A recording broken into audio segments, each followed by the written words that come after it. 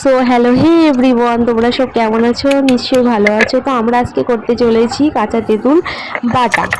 তো আমরা কাঁচা তেঁতুলগুলোকে ভালো করে ধুয়ে নিয়ে শিল বাটায় বেটে নেব। তার সঙ্গে দুটো কাঁচা লঙ্কাও কিন্তু দিতে হবে। শিল নোড়ায় বাটা খেতে মানে বেটে খেতে যে কি টেস্টি, তোমরা না করলে সেটা বুঝতেই পারবে না। তো তার সঙ্গে একটু ঝাল ঝালও হতে হবে। তো তারপরে আমরা একটা বাটিতে তুলে নিলাম আর সোজা চলে যাব ছাদে। তো আমি আর পাখি ছাদেতে চলে এসেছি। এসে পাখি বাটাটাকে রেডি করছে, মানে এখন মাখাটাকে রেডি করছে। তাতে দিয়ে দিল মানে ওই যে লেবুর পাতা কুচি করে দিয়ে দিয়েছে। এরপরে দিয়ে দেবে পুরো রৌদ্র। চিনি।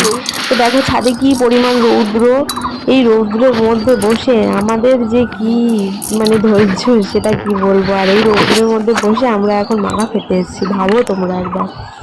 তো তারপরে ও চিনি দিয়ে দিয়েছে, তারপরে একটু নুন দিয়ে দেবে। নুন দিয়ে তারপরে ভালো করে মাখাটাকে মাখিয়ে নেবে।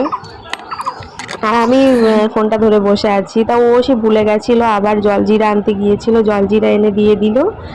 এরপরে ভালো করে মাখামাখি করে তারপরে খাওয়া দাওয়া হবে।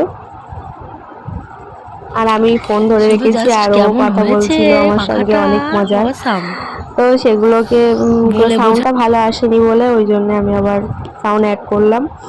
তো এই দেখো পাতার মধ্যে ও সার্ভ করে নিচ্ছে। তো এবারে ও খেয়ে বলবে কেমন হয়েছে। সত্যি বলতে মাখাটা এত টেস্টি হয়েছিল, জাস্ট তোমাদেরকে বলে বোঝাতে পারবো না, সেই সুন্দর হয়েছিল।